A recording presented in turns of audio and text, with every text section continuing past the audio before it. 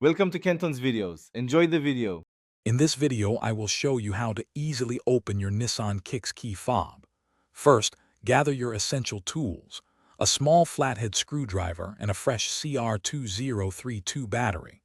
A clean, well-lit area will make this process much smoother. Take a moment to locate the small slot on the side or bottom of your key fob, which is where we'll begin the opening process. This simple preparation ensures a quick and successful battery replacement. Now, let's carefully open the key fob. Insert the tip of your small flathead screwdriver into the slot you located. With a gentle twisting motion, you'll feel the two halves of the fob begin to separate.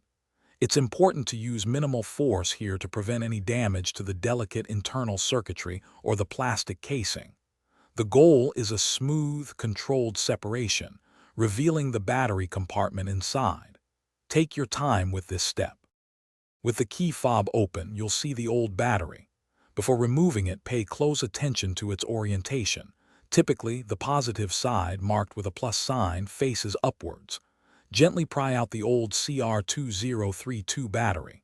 Now, take your new CR2032 battery and carefully insert it into the compartment, ensuring the positive side is facing up, just like the old one. This correct placement is crucial for proper function.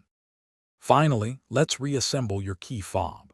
Carefully align the two halves of the fob, making sure all the edges match up perfectly. Gently press the halves together until you hear and feel them securely click into place, indicating a proper seal.